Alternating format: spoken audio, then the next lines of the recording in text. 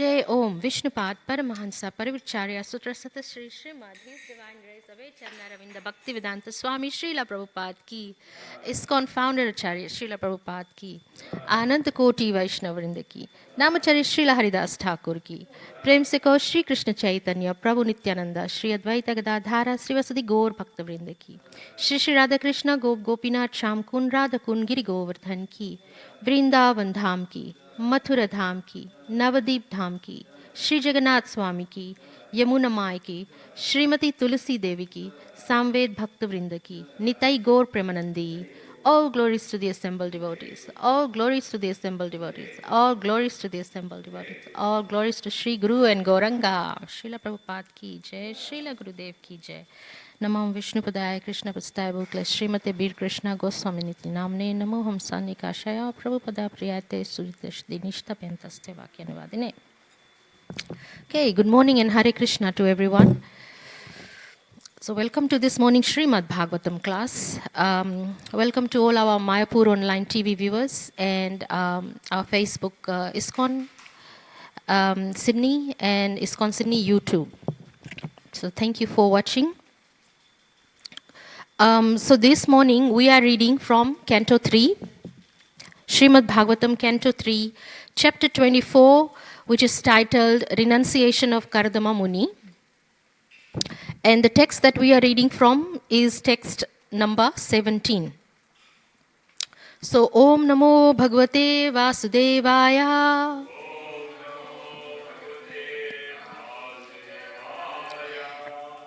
Om Namo Bhagavate Vasudevaya. Om Namo Bhagavate Vasudevaya.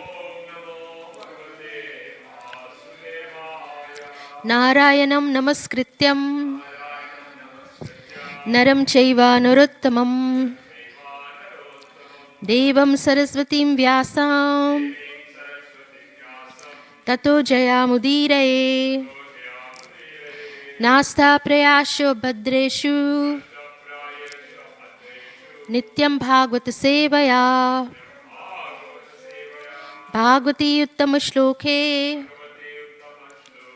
Bhaktir Bhavati Naishtaki Krishnaya Vasudevaya Devaki Nandanaya Cha Nandagopa Kumaraya Govindaya Namo Namaha. Okay. Jnana Vijnana Yogena Karmana Muddharan Jataha Hiranyakesha Padmakshaha Padma Mudra Padambujaha Jnana Vijnana Yogena Karmana Muddharan Jataha Hiranyakeshan Padmakshaha Padma Mudra Padambujaha Jnana Vijnana Yogena Karmana Muddharan Jataha Hiranyakesha Padmakshaha Padma Mudra Padambujaha.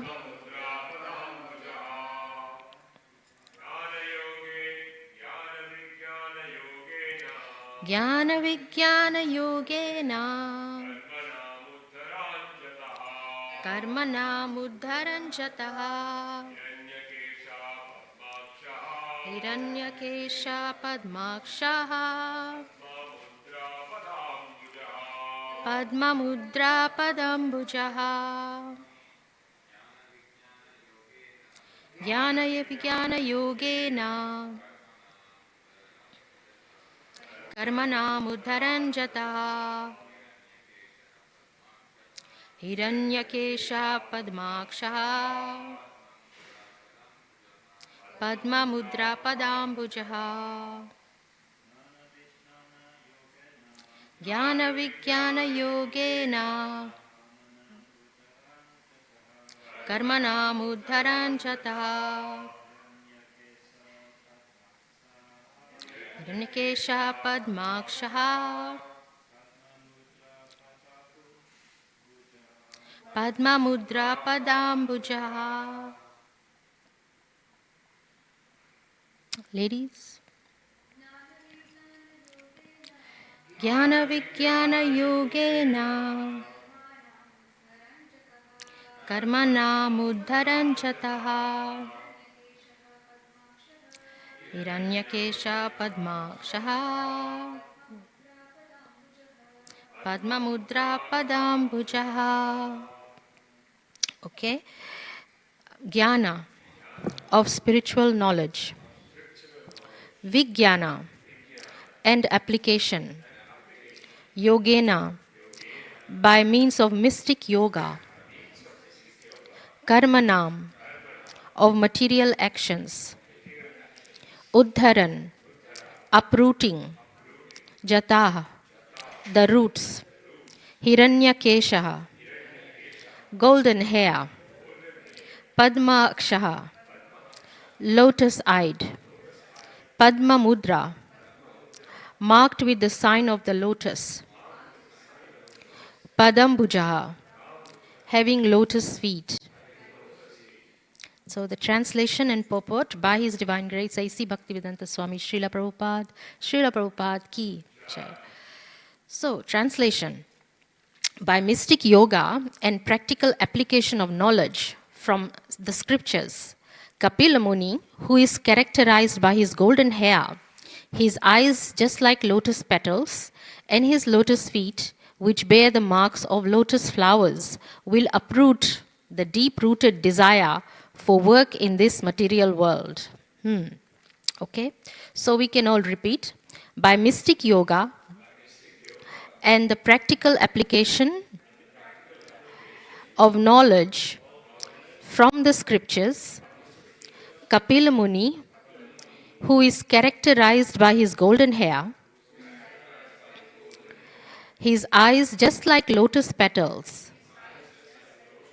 and his lotus feet, which bear marks of lotus flowers,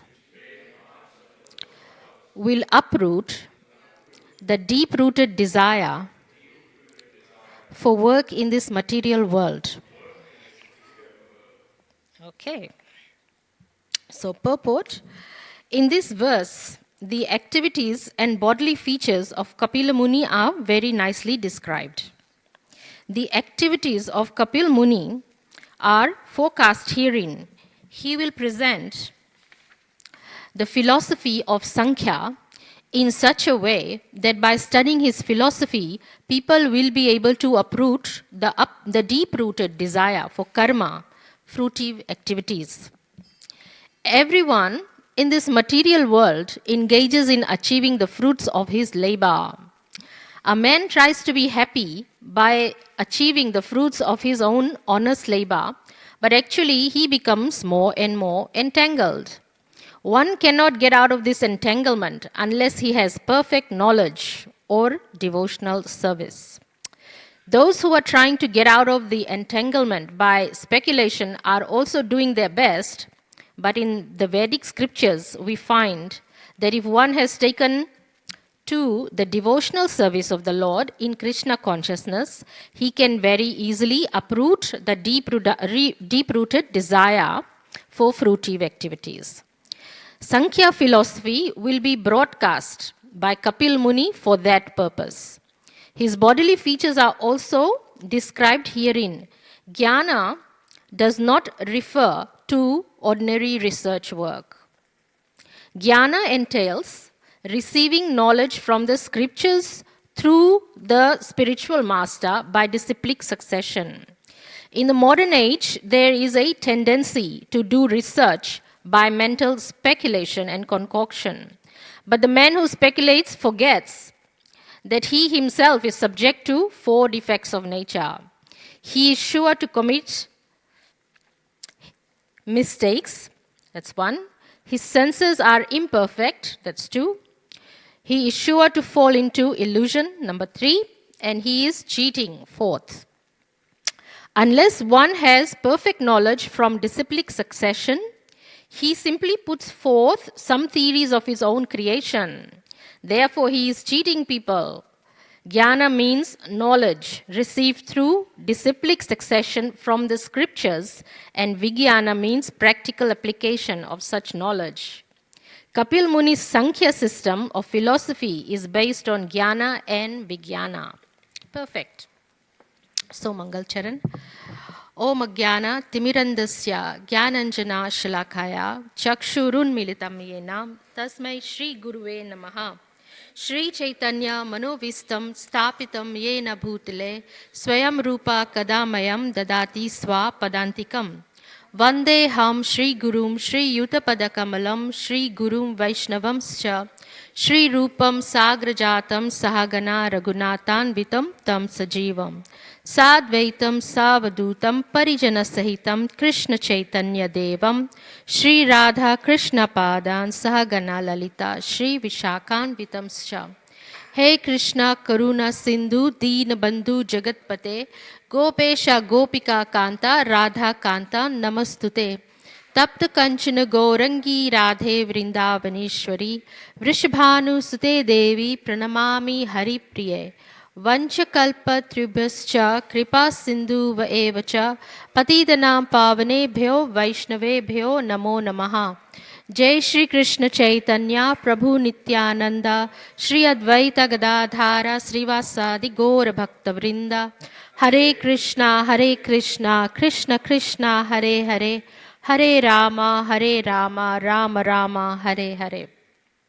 Okay, so we are going a little bit deeper this week on what Kapila Muni is going to be talking about.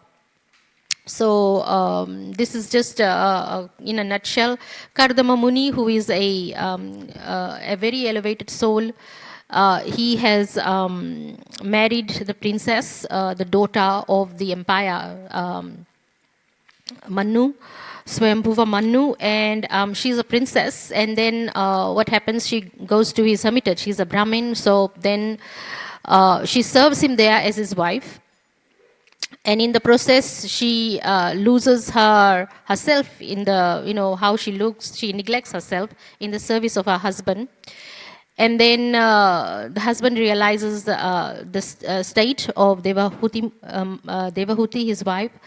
And then he manifests a castle in the air in the form of a spaceship with lakes and castles and lots of maidservants, thousands. And his spaceship is as big as a city. And they go from universe to universe, so in order to give his wife the comforts of married life. And they travel for so many years. And then in the event, he gives her 9 daughters also. And these 9 daughters are special ladies who are destined to populate the universe, because Lord Brahma's intention was to populate the universe. So Lord Brahma, on his side, he had produced from his mind, from his eyes, from his nose, from his senses, the Sapta Rishis, the sages. And so these sages were going to be married off to Kardama Muni's daughters, 9 daughters, and then the population of the universe occurs. And on that one, the main rishis was Marichi.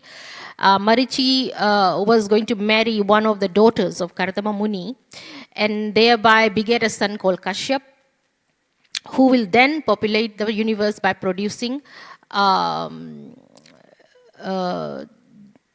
demigods and demons. So Kashyap Muni's wife was one of the daughters of King Daksha. So Kardama Muni's job was to be the great-grandfather of demigods. And actually his main service was to populate the universe. So he was the great-grandfather of the demigods, the demons, and all of them, even Garud. Kashyap Muni's another special son was Garud, and another son was Aruna. Aruna was the chariot driver of the sun god. And Aruna has his own, pastimes too. And I'll just relate that very quickly before we go on to the rest of the story. of Kapil Muni. Aruna was the charioteer of the sun god, and he's always working. Just like some of us, when we are working, we work 24/7 for our bosses. Even though we are supposed to be on leave, like me, I'm supposed to be on leave, but I'm working from home. Oh my goodness. So we are actually on the topic of work. So we'll talk a little bit about that. But I will also discuss what's the best kind of work. But coming back to the story of Aruna, Aruna also worked full-time basis. He never had a holiday. Aruna was the son of Kashyap Muni, who is the great-grandson of Kardama Muni here. His mother's name was Vinata.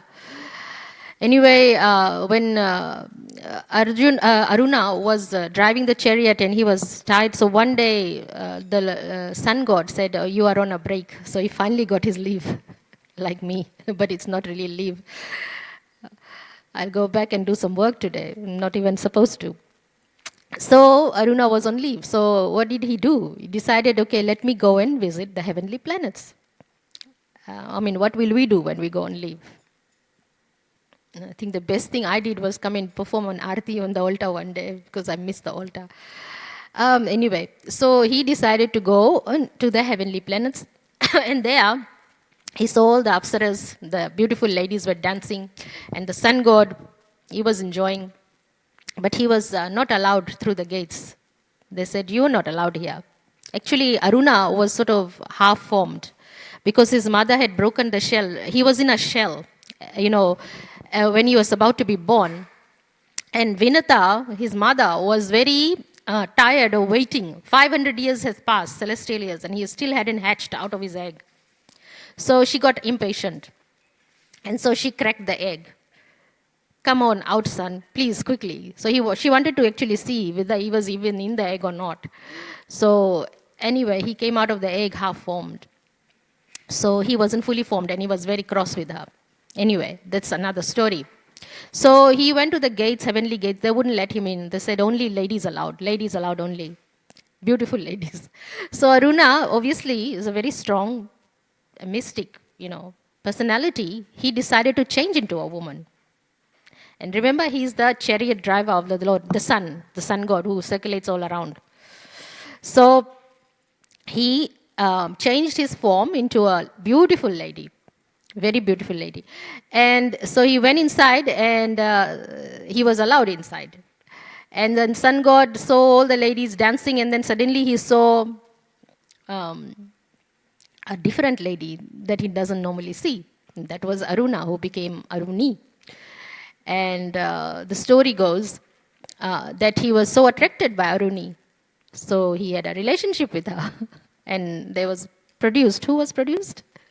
There was one of the personalities produced in the Ramayana. Sugriva. One of those, either Sugriva or Bali, but I think it was Sugriva, yes. So, yes, Sugriva was produced.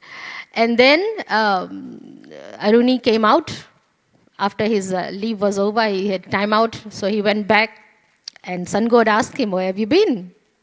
He said, I've been to the heavenly planets. So what happened there? Oh, you don't want to know.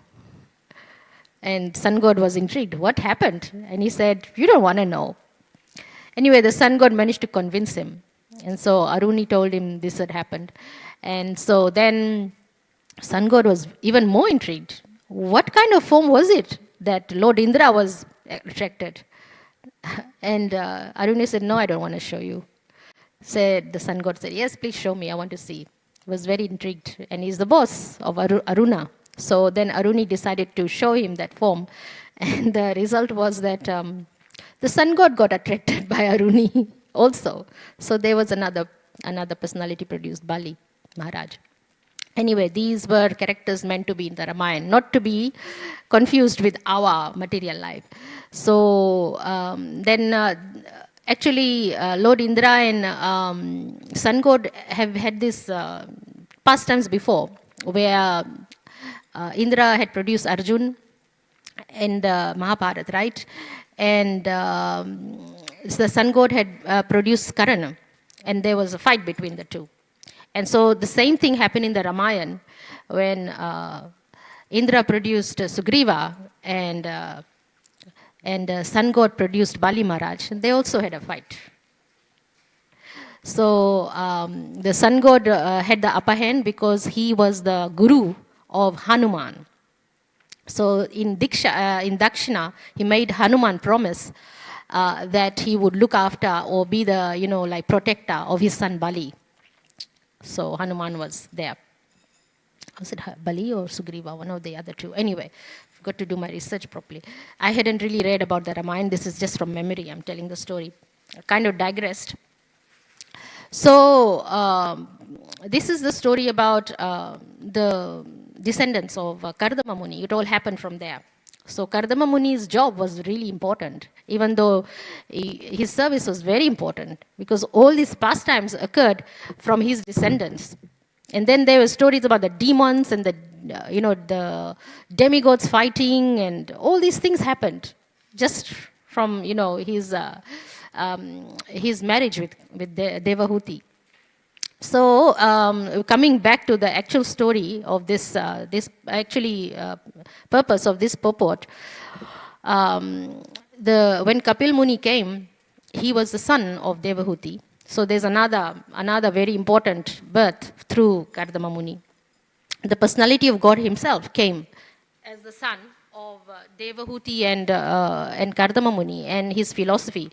So when we were reading this last week, and when I was reading this, I kind of came to the conclusion that Devahuti, even though she was a princess, and she was actually Kshatriya by birth, not Brahmin, so she did not have the austerities of a husband or that of a pure devotee, but she still got the same benedictions and blessings, just like her husband. So Lord Krishna obviously displays that if you are a husband or wife of a Brahmin, you get 100% of the blessings, not 50-50 like the material world. So she ended up getting Lord Krishna as her son. And that is no less than Devaki and Yashoda. They also had Lord Krishna as their son. And she had no less benediction than Arjun himself, because Arjun had that philosophy given to him by Krishna in the Mahabharata. And Kapil, he's an incarnation of Lord Krishna. He came and gave her the same philosophy, exact same thing, as her son. So how elevated she is, very important. And here, she is pretending to be, for our benefit, that she doesn't know anything. So she's saying that, I've served a husband, I'm entangled, materially entangled. And please enlighten me. She goes to Kapil, her son, who is described here in this chapter, in this purport, as very beautiful with lotus eyes, and he had golden hair, so he was blonde. Kapil Muni. Can't imagine Lord Krishna being blonde, but here he is blonde. And he's most beautiful, he's 25 years of age. So Devahuti asks her son and approaches him exactly like we approach a spiritual master. She approached Lord Krishna just like Arjun.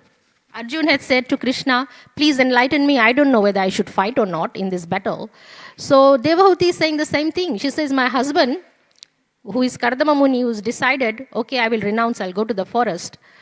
So she's saying, my husband is renouncing, and I served with him very faithfully, I produced his children, and I've lived in the comforts of a castle. I'm materially entangled, what should I do? So she's behaving just like a confused person. But actually her situation is just like the rest of us. We are in the same situation. We are trying to, like here it's described, working day and night. Why? In fact, I'm about to leave my job, announcing it to the world. Because not that I really want to, just joke. But once you become a devotee, you don't want to work. You don't want to spend all your time in material tasks. Working, saving, making somebody else, making money for somebody else. You'd rather be in the temple chanting, and you should come in the temple to serve. Obviously, when you come to the temple to serve, you find a lot of competition here. So you think, why did I leave my job in the first place? Somebody else is doing deity worship, not me. No, it's good. Everybody should serve and share the service. So, she's in the same predicament, which is kind of reflected with us as well. We are in the same predicament. And when we come to Krishna, And we ask him, hey Krishna, please give us some guidance. What we are really saying is like, I'm materially entangled, I'm in this quicksand, I'm doing this, but doesn't seem like I'm doing anything spiritually. There is no spiritual progress. We come in to the deities and we say, oh, today, I broke my leg, or today some such and such is sick. It is all material life. So give us some enlightenment. So Kapil Muni actually came out of compassion for struggling souls like us. And also he came to prove, well, I look at it this way, that he did not discriminate between Arjun and Devahuti. Devahuti is a lady's body, Arjun is a male's body. He came and gave the same siksha to both of them. Oh, so that reminds me kind of, I'm just going to go straight in. Because last night I was thinking, what should I, as usual, when we prepare for the classes, I was going to say, well, what am I going to talk about? So I came to a very good part, and this is from the teachings of Lord Kapila. So in Lord Kapila, the book, obviously, and I thought I'd look at this chapter 6 and see what Sankhya, what philosophy it was, right? It is described, but I thought, what is it? So I read, and I'll just read you the translations. This is on chapter 6, text 7. Devahuti said, I'm very sick of the disturbances caused by my material senses. For because of this sense disturbance, my Lord, I have fallen into the abyss of ignorance. So she is actually quite open with the son, and she told everything. Like normally, your mother is not going to come and tell you. Your mother will probably rule you. Do this, do that. She will never come and say, you are my boss. You tell me. I am, your servant. Please be my spiritual master. But here it's the opposite. She knew actually. Brahma had actually prophesied to her that your son is going to be God. So she knew 100% is God. So she decided, and she told her son very, very clearly that she is materially disturbed. So let me find that part where he gives her that knowledge, but the part where really I want to give you this knowledge here, that what he says. She does, this is Prabhupada's purport. I'll just read you a part of it. Devahuti does not hesitate to take instructions from him. She does not say, oh, he is my son. What can he tell me? I am his mother, and I shall instruct him. Instructions has to be taken from one who is in knowledge. This is a bit I wanted to talk about. It doesn't matter what his position is, whether he is a son, a boy, a Shudra, Brahman, Sannyasi, or Grihastha. One should simply learn from one who knows. That is Chaitanya Mahaprabhu's instructions. So this is the part where Chaitanya Mahaprabhu sets an example. This is from Prabhupada's purport. Although Chaitanya Mahaprabhu himself was a Brahmin and a sannyasi, he took instructions from who? He took instructions from someone too. Ramananda Raya. It's not only his own gurus, but he took instructions from Ramananda Raya, who was a Shudra and also a Grihastha, but nonetheless very exalted spiritually. So when Chaitanya Mahaprabhu saw that Ramananda Raya was hesitant to give him instructions, obviously, because Ramananda Raya, he knew who Chaitanya Mahaprabhu was. So he felt very subordinate, like he felt inferior. But Chaitanya Mahaprabhu didn't think so. So I'll read you a little bit about Ramananda Raya. So Chaitanya Mahaprabhu saw that Ramananda Raya was hesitant to give instructions. The Lord said, why are you hesitating? Although you are a Grihastha and born in a Shudra family, I'm prepared to take lessons from you. Imagine the Lord taking lessons. So here, Devahuti is taking instructions from the Lord, but in this example, Chaitanya Mahaprabhu says to a Shudra, Grihastha, Ramananda Raya, take instructions from you. Why? Because he is giving that example that whoever is qualified and is Krishna conscious, they can give lessons. So he set a very nice example here. So this is, if you want to know where I'm getting this from the Chaitanya Charamrita, it is from Madhya Lila, chapter 8.1 to 8. And the verse is Kiba Vipra, Kiba Nyasi, Shudra Kene Naya, Ye Krishna Tattva Vetta, Say Guru Haya. This is Chaitanya Mahaprabhu's teaching. Whoever is qualified in Krishna consciousness can become a guru. Whoever is qualified. This is Prabhupada. His family or material identity does not matter. He simply must know the science. When we consult an engineer, a doctor, a lawyer, we do not ask whether he is a Brahmin or a Shudra. If he is qualified, he can help with a particular subject. Similarly, if one knows the science of Krishna, he can become a guru.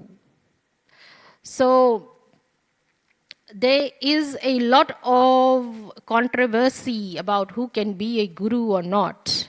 But Prabhupada here has said in his purport, whoever is qualified in Krishna consciousness can become a guru. So, thus, it is not birth that is important, but qualifications. Chaitanya Mahaprabhu wanted everyone in India to know the science of Krishna and preach Krishna consciousness. This is very simple.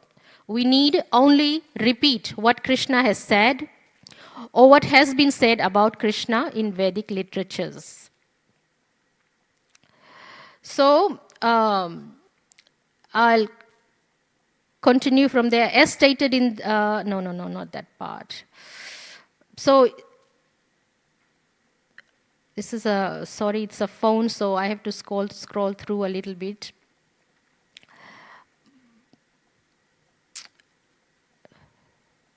So here he had said, okay, so it was quite clear that Prabhupada had said that you can actually take instructions from anyone who is qualified. So who is qualified? A person who has given up material life and renounced from material life, and whoever. So I'm going to read to you also this particular pastime where Chaitanya Mahaprabhu is taking lessons from Ramananda Rai. Now, first of all, we have to understand who is Ramananda Rai. So in Chaitanya Charitamrita, I'll just read a little bit of it directly from there. In Chaitanya Charitamrita Madhya Lila 8.23, Ramananda Rai, a little bit about him. Srila Ramananda Raya was an incarnation of the Gopi Vishakha. So he was not a Purusha, he was Prakriti, he was a lady. And Chaitanya Mahaprabhu knew that, but still took instructions from Ramananda Rai. Since Sri Chaitanya Mahaprabhu was Lord Krishna himself, there was naturally an awakening of love between Vishakha and Krishna. So here Ramananda Rai is directly in the Chaitanya Charitamrita referred to as Vishakha, his Vishakha. So, Sri Krishna Chaitanya Mahaprabhu is the combination of Srimati Radharani and Krishna, and the Gopi Vishakha is a principal Gopi assisting Srimati Radharani. There is natural love between Ramananda Raya and Chaitanya Mahaprabhu. So, let me read to you what kind of instructions he took from Chaitanya, from Ramananda Raya. Let me just go back here. There's some very interesting things, because the question here is, why should we work, and what, the purpose of this and all that. Actually, the purpose of our life is to meditate on Krishna, focus on Krishna, more than being entangled in material life. Material life is not spiritual, and so your spiritual life suffers as a result of the absence of Krishna. So we've got to have Krishna there. So these are some of the pointed questions that Chaitanya Mahaprabhu asked Ramananda Raya. He says, out of all the songs, what song do you think is the best? This is just one of the things. Out of all the songs, what song do you think is the best of all? Does everybody have a favorite song that they like? Anybody here has a favorite song? No? You don't have a favorite song? Yeah, Damodarashtakam. That's the all-time favorite.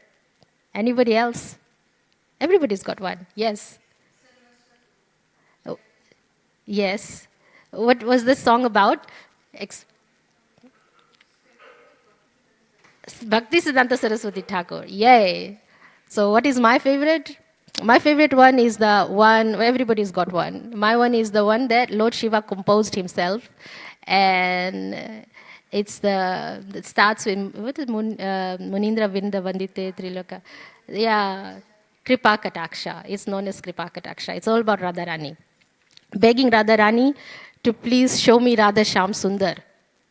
And the funny thing is, I didn't even like this song. I mean, I didn't even know this song. Not like, didn't know this song. But my deities, Shyam Sundar, came to me by themselves. And then later on, I realized what it meant. So this song is begging Srimati Radharani for a sidelong glance. But it's composed by Lord Shiva himself. So I didn't know why I was attracted to the song. But everybody's got one. So here, Chaitanya Mahaprabhu is asking, out of all the songs, what song do you think is the best of all? Chaitanya Mahaprabhu asked, and Ramananda replied, any song that describes the pastimes of Radha and Krishna is the best song. In conditional life, the soul is captivated by sex. All fictions, dramas, novels, material songs describe love between men and women. That's true. Any Bollywood song, I don't need to name any. If you are in Fiji, you're born there, all these Bollywood songs are playing everywhere you go. Every street you go, every shop you enter, you will know, even though you're a devotee, you will know all the Bollywood songs because you simply hear them. It's just really weird. So I grew up like that. But here, Ramananda Rai is explaining to Chaitanya Mahaprabhu, the best song is one that describes the pastimes of Radha and Krishna. And then there are some other questions that I have to scroll through it. But out of all the songs, and then he asks, what is the best type of meditation? Lord Chaitanya asks Ramananda Rai. He knows all the answers, by the way, but he's asking Ramananda Rai, what is the best type of meditation? And he or she replies, he who always meditates on the lotus feet of Radha and Krishna is the best meditation. Next question. Where should a person live, giving up all other pleasures? So that's a question for all of us too. Where should I live? Where should you live? I had asked when I came to Australia, I asked my guru, where should I live? I didn't know where I should live. He said, live in Parramatta. So I lived there. And I was thinking, why should I live there? It was because whenever he visited that area. Actually, Stratfield was the main area where he used to come and stay. But he wanted me to associate with my other gods and god brothers and sisters. Because he thought at that time, association is important. Actually, you ask your, it's a very funny question to ask a spiritual master, where should I live? I mean, you should be able to decide where you want to live. I didn't know. But the reason I asked is it's tailor-made for you. You know, your guru will know what you need, really. What's the best place for you? And then later on he said, don't leave Radha Gopinath. So, anyway. So, where should a person live? Giving up all other pleasures. Lord Chaitanya inquired next to Ramananda. And Ramananda and I replied, one should give up all other pleasures and should live in Vrindavan, where Lord Krishna has so many pastimes. In the Srimad Bhagavatam, Uddhava says, Srimad Bhagavatam 10.47.61, Uddhava says that it is best to live in Vrindavan even if one has to live as a plant or a creeper. It was in Vrindavan that the Supreme Lord lived, and it is there that the gopis worshipped the Supreme Lord, the ultimate goal of all Vedic knowledge. So, is it really practical for us to give up? If everybody lives in Vrindavan, where is the rest of the world going to live in? We all can't populate just Vrindavan. So, our acharyas, they tell us that, a temple is a dham. Your deities, if you're worshipping them in your house, that becomes a dham. Depends on which particular mood your deity is. Mine is Sri Radhasham Sundar, and I put some Vraj underneath there when I went to Vraj Bhumi. When I went to Vrindavan and got some Vraj Bhumi, I put them in the altar. So they are in Vraj Bhumi Dham, actual dust from there. So it is a little bit of a Vrindavan Dham in my mind, if I can't make it to Vrindavan. For those of us who are Grihastha, they have deities. For those of us who are not Grihastha, live near the Dham. And actually, North Sydney is one of the most expensive areas in Sydney you can find. So people are struggling. I went to look at a flat I couldn't afford. I just said, no, thank you. I'd rather, be where I am right now. It's expensive, but still, you live near Dham. Now, some of us are fortunate. We were born in the Dham. I was fortunate enough to be born in Krishna Kaliya Dham in Fiji, where Kaliya Nag is still residing up till today. So it's one of the pastimes that's still alive of Lord Krishna, is still there. And Kaliya Nag has been cited by the natives over there, has been worshipped as a snake god since they were there. And so it is said that Kaliya Nag actually takes the form of a man, a human, and visits our temple, ISKCON temple, where we worship him. And I always joke, that the Naga Patnis are there, like this. And I always joke, I said, well, to the devotees who are living there, we miss you. And I said, no, you don't miss me. Because I'm there on the altar, you worship me every day. I'm one of the Naga Patnis. I'm not, sorry, just a joke. But from there. So it is really nice to be from a dham and born there and live there. But for some reason, I'm meant to be here, so I'm here. Kaliya Nag, this is just on the side, a story on the side. He protects the devotees. He was not a good snake before. He was poisoning everyone. Then Krishna danced on his head, removed most of the poison, turned him into a devotee, sent him off to Ramanik Dweep, beautiful waters, which is, Ramanik Dweep is the most beautiful waters in the world. It's in Fiji. Most beautiful coral undersea life. If you go there, it's most beautiful, perfect. And Ramanik Desh is most beautiful island. Ramanik Desh is Fiji. So that's where Kaliya Nag was sent in exile. You go and live there. So when Kaliya Nag came down the mountain in Fiji, one of the mountains, all of his poison wasn't removed, by the way. Some still there. So he burnt the road that he climbed down. So it's like in the form of a snake sliding down, and the plants don't grow there because it's been poisoned, that particular route. So you can see which route he slithered down the hills. And Prabhupada said Kaliya Nag is there because he asked the devotees in 1970s when he was visiting, where are the snakes? And they said, there are no snakes here in Fiji. And then Prabhupada said, oh, really? So Kaliya Nag must be here then. So you must build a temple and make it Krishna Kaliya temple. So that's where I was born. And I grew up there, just next to the temple. I used to hear the temple bells ringing, and go to sleep like that as a child. So the Kaliya Nag is still there, and he protects the devotees. Like there was a military coup there during one of the elections. And some native Fijians had made some homemade bombs and threw it at our temple. And our temple got damaged, the roof, and they set fire to our temple. They did that. So our deities were very safe, though. Somehow the deities didn't catch fire. But the ceiling over the deities, directly over the deities, got burned. So they were able to save the temple. And then obviously, these native Fijians, the young boys, they were like demons. So they were in a village, and the village is ruled by a chief, like a village head. So Kaliya went into the chief's dreams and said, if your boys ever do anything to my temple again, I will kill each one of you. He went into the dream. And within 2 years, those 6 boys, they just died, unnatural death. They just died. They're young boys, they just died within 2 years. And so Kaliya Nag actually protects. So it's really interesting. And there's, I think in September this year, now it's 2023, there's a Hare Krishna festival there in September sometime. So people are encouraged to visit. Hopefully I can go home, but you can visit the temple. and Kalia is there. And they have a very nice festival. So that's just on the side, on Kalyanag. Next question, Chaitanya Mahaprabhu asked Ramananda Rai, what is the best subject to hear? The pastimes of Radha and Krishna. That's the best subject to hear. So if you want to hear stories, best story is Radha and Krishna. Actually, when the pastimes of Radha and Krishna are heard from the right source, one attains liberation. So unfortunately, it sometimes happens that people do not hear these pastimes from a person who is a realized soul. Thus, people are sometimes misguided. So we've got to hear from bona fide person. Our gurus, our acharyas.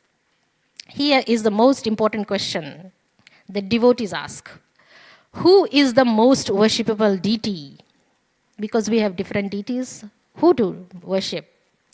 And Ramananda Rai immediately replied that the transcendental couple Sri Radha and Krishna is the ultimate object of worship.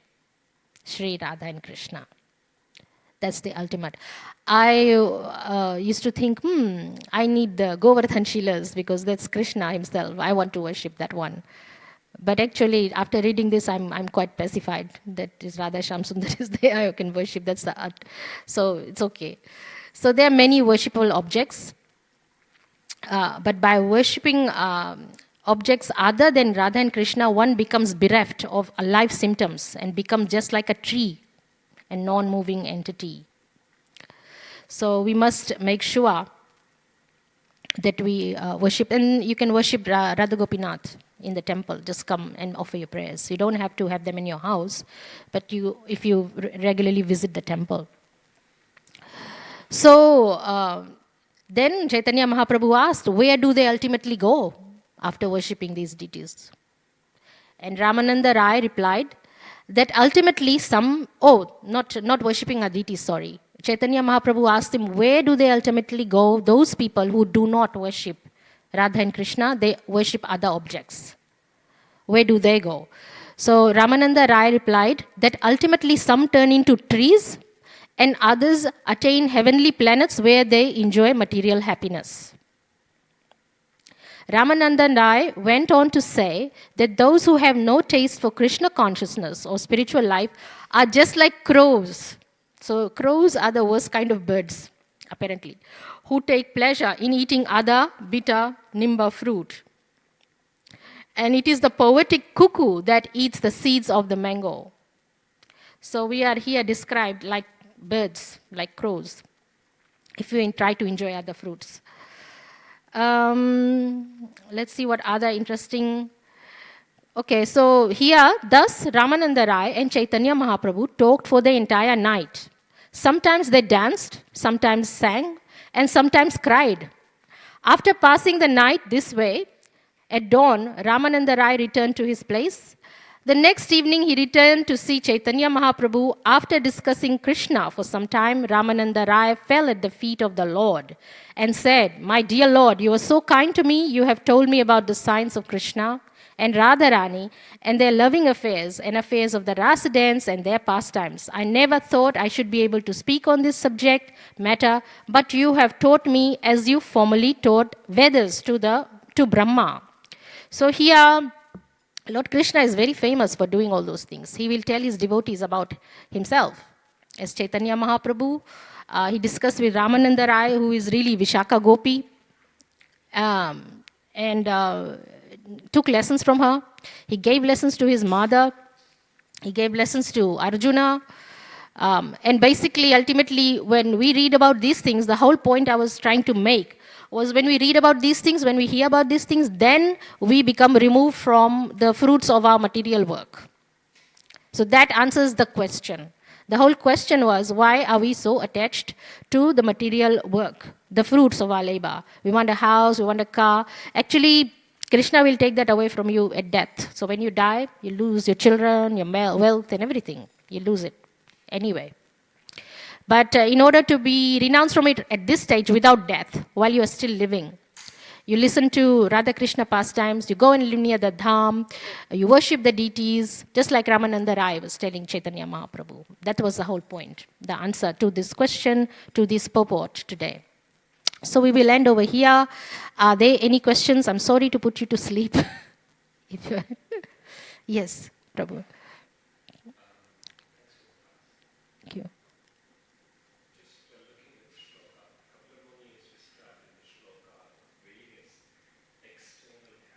Yes.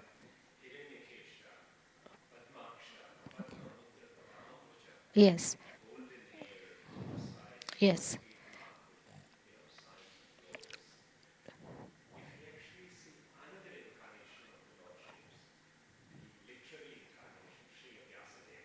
Mm. Yes. Mm. Why? Yes. Okay. Yes. So the question is that here, Lord Kapil Muni is described with all the characteristics of the Lord, the lotus flower, the eyes. But why some incarnations of Lord Krishna doesn't have those characteristics? Well, Lord Krishna has different kinds of incarnations. One is Purusha avatar, Gunu avatar, Leela avatar, and one of them are Shakti Vesh avatars. Now, there are different kinds. I think there's about 6. So this avatar with Srila Vyasadeva, who is the literary means the Vedic scriptures, you read like literature, that avatar. Now that is an avatar which is not direct, like the Purusha avatar, so the Guna avatars. In other words, they are empowered, but not exact, not full, but they are empowered. And Srila Vyasadeva is a Jiva soul. He's not really God as such. He's a Jiva soul like the rest. So that there was a mistake that I had made. Not mistake, but my understanding was that he was not a Jiva soul until my guru in his class described and told us he's a Jiva soul. So that's why he doesn't have the full markings of the lotus flowers and things. So it depends on which kind of avatar it is. So the Purusha avatar is, Garbha Daksha Vishnu, Mahavishnu, Shiro Daksha Vishnu, they are Purushas. They will have the full markings, the lotus flowers, the lotus eyes. Those Shakti Vesh avatars, they will not. The full avatars, like the Purusha avatar, the Guna avatars, they will have all the opulences, the 6, the 6 characteristics: the wealth, the beauty, the power, the knowledge, the renunciation, the fame. Those characteristics will be there fully, 100%. With Kapil Muni here, he had all of them. And the reason was that he was God, he was Supreme Personality himself.